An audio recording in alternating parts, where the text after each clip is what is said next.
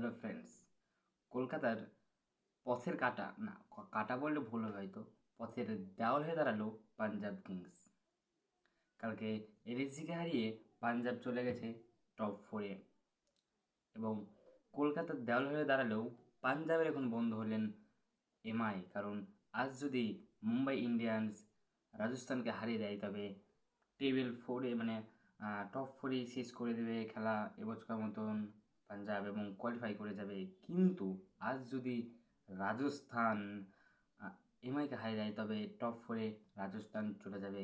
কেকেআরে যাওয়ার চান্স নেই বললেই চলে, কারণ তাদের হাতে রয়েছে মাত্র একটা ম্যাচ অ্যান্ড 13 পয়েন্ট রয়েছে। সেখানে যদি জিতেও যায় তো 15 পয়েন্ট হবে। আর অলরেডি পাঞ্জাব কিংস 15 পয়েন্টে রয়েছে এবং তাদের রান রেটটাও ভালো রয়েছে। সেইখান থেকে জেতা মানে টপ 4-এ আসা তো সম্ভব নয়। কালকে দুর্ধর্ষ ব্যাটিং করেছেন পাঞ্জাবের ক্যাপ্টেন শ্রেয়াস আয়ার। যদিও তিনি সিজনের শুরু থেকেই ভালো ব্যাটিং করে আসছে, কদিন মাঝে যে কটা ম্যাচ হেরেছে সেখানেও খারাপ পারফরমেন্স দেয়নি, তবে খারাপ খেলেছে আগেকার তুলনায়। তবে কালকের সেঞ্চুরিতে ম্যাচ জিতে দিয়েছেন পাঞ্জাব কিংসকে।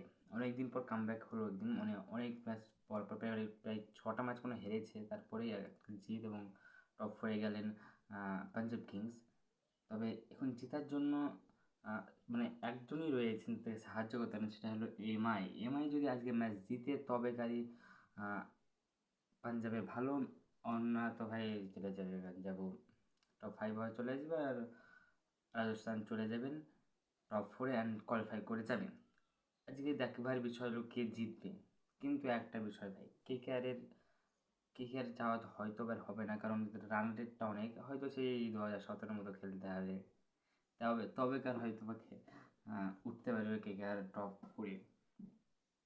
তবে আমার যা মনে হয় এবার আজকে যদি এমআই জিতে যায়, আমি চাইছি এমআই জিতুক। পাঞ্জাব ভাই প্রথম থেকে ভালো খেলে আসছে, সেখানে যদি ভাই টপ 4-ও শেষ না করতে পারে না ভাই, ভালো লাগবে না। আর যদি বলা হয় রাজস্থানও একটু ভালো টিম, প্রথম থেকে ভালো খেলে আসছে, তারাও ডিজার্ভ করে যে টপ 4-এ শেষ করার। এমআই আজকে যদি জিতে যায় তবে পাঞ্জাবে ভাই সবচেয়ে ভালো হবে। এমআইকে আজকে জিততে হবে ভাই। পাঞ্জাবকে তুমি একটু হলে হেল্প করো ভাই। পাঞ্জাব অনেক কষ্ট করে আসছে প্রথম থেকেই, সিজনের প্রথমে 7টা ম্যাচ হারেনি ভাই, তারপরে 6টা ম্যাচ হেরে ভাই আজকে একটা জিত পেয়েছে। মানে অনেক স্ট্রাগল করতে হলো এবছর পাঞ্জাবকে। প্রথমে মনে হচ্ছিলো ভাই একে হারাবে, এরকম টিমও আছে নাকি আইপিএলে।